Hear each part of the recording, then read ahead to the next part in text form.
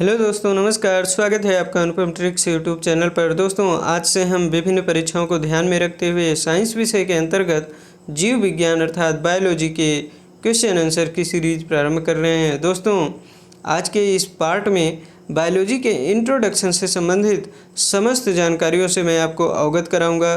तो चलते हैं पहले प्रश्न की तरफ।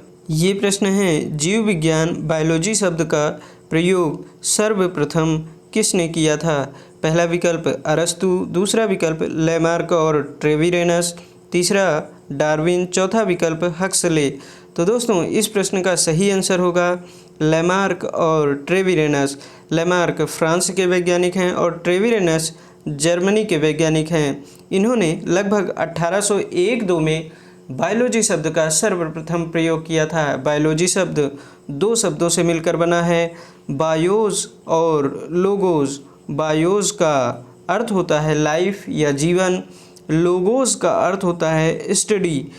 स्टडी अर्थात अध्ययन, जीवन का अध्ययन ही बायोलॉजी या जीव विज्ञान है। तो दोस्तों, इस प्रश्न से आपको इतनी जानकारी मिलती है। चलते हैं अगले प्रश्न की तरफ। ये प्रश्न है, किस वैज्ञानिक को जीव विज्ञान का जनक फादर ऑफ बायोलॉजी कहते हैं? तो 4 विकल्प आपको दिए गए हैं। पहला विकल्प है न्यूटन, दूसरा लेमार्क, तीसरा अरस्तु, चौथा रॉबर्ट हुक। इस प्रश्न का सही आंसर होगा अरस्तु।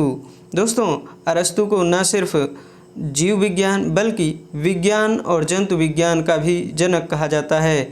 अरस्तु की एक फेमस पुस्तक है हिस्टोरिया एनिमलियम अर्थात जंतु इतिहास। इसमें इन्होंने जीवों का वैज्ञानिक ढंग से वर्णन किया है। अरस्तु ने सर्वप्रथम पौधों एवं जंतुओं के जीवन के विभिन्न पक्षों के विषय में अपने विचार प्रकट किए थे। अपनी पुस्तक हिस्टोरिया एनिमलियम में इन्होंने 500 प्रकार के जंतुओं की रचना, स्वभाव, वर्गीकरण, जनन आदि का वर्णन किया है। दोस्तों, सिकंदर के गुरु थे अरस्तु। तो इस प्रश्न से आपको इतनी जानकारी मिलती है। चलते हैं अगले प्रश्न की तरफ।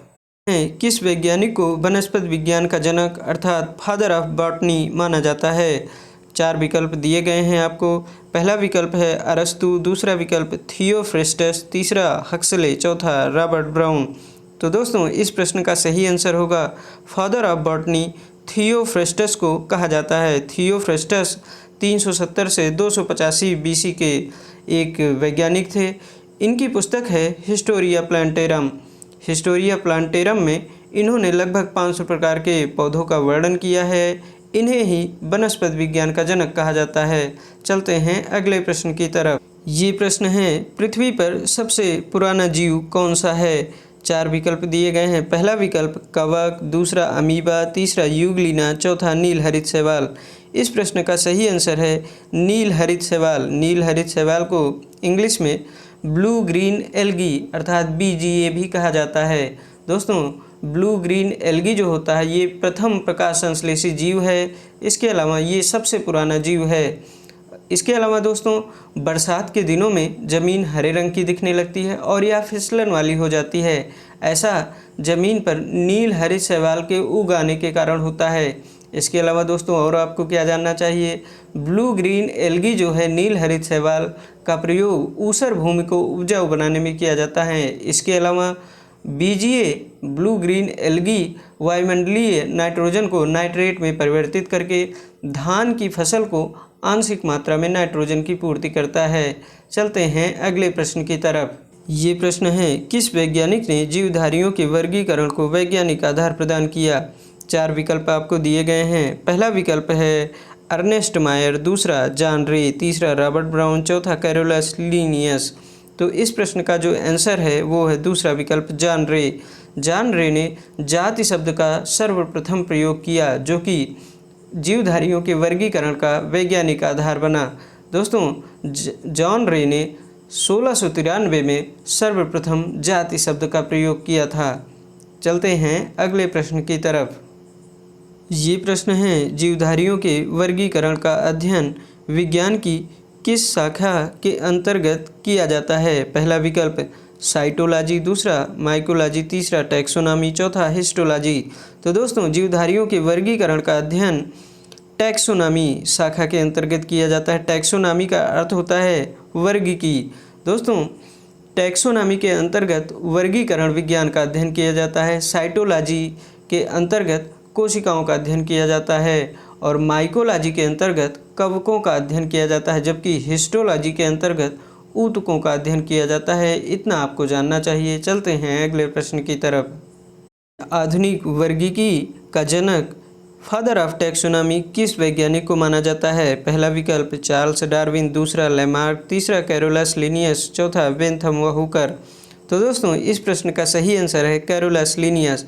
कैरोलस लिनियस ने वर्गीकरण की जो प्रणाली शुरू की उसी से आधुनिक वर्गीकरण प्रणाली की नींव पड़ी, अतः उन्हें फादर ऑफ मॉडर्न टैक्सोनॉमी, आधुनिक वर्गीकी का पिता कहते हैं।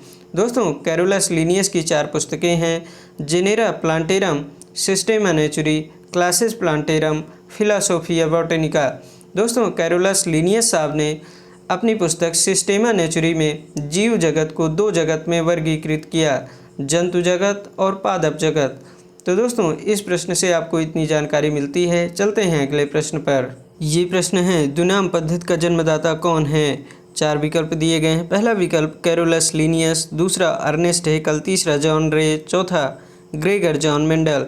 तो दोस्तों इस प्रश्न का सही आंसर है कैरोलस लिनियस द्विनाम पद्धति के जन्मदाता हैं। द्विनाम पद्धति के अंतर्गत प्रत्येक जीव को 2 नाम दिए जाते हैं। पहला नाम वंश एवं दूसरा जाति का होता है। फॉर एग्जाम्पल होमो सैपियंस, होमो जो है वंश नाम है और सैपियंस जाति नाम है मनुष्य का। चलते हैं अगले प्रश्न की तरफ। ये प्रश्न है, 5 जगत वर्गीकरण 5 किंगडम क्लासिफिकेशन किसने दिया था? पहला विकल्प विटेकर, दूसरा विकल्प कैरोलस लिनियस, तीसरा थियोफ्रस्टस, चौथा विकल्प अर्नेस्ट हेकल। तो दोस्तों इस प्रश्न का सही आंसर है विटेकर। विटेकर ने संपूर्ण जीवधारियों को 5 जगत में वर्गीकृत किया था। पहला जगत मोनेरा, दूसरा प्रोटिस्टा, तीसरा प्लांटी, चौथा फंजाई और 5वां जगत एनिमल जगत था। तो इस प्रश्न का हमारा सही आंसर है विटेकर। चलते हैं अगले प्रश्न की तरफ। प्रश्न है, कौन सा जगत पूर्व केंद्रकीय कोशिका प्रोकैरियोटिक सेल वाले जीवों के लिए है? पहला विकल्प प्लांटी या पादप, दूसरा मोनेरा, तीसरा प्रोटिस्टा, चौथा फंजाई। तो दोस्तों इस प्रश्न का सही आंसर होगा मोनेरा। मोनेरा में पूर्व केंद्रकीय कोशिका वाले जीव रखे गए हैं।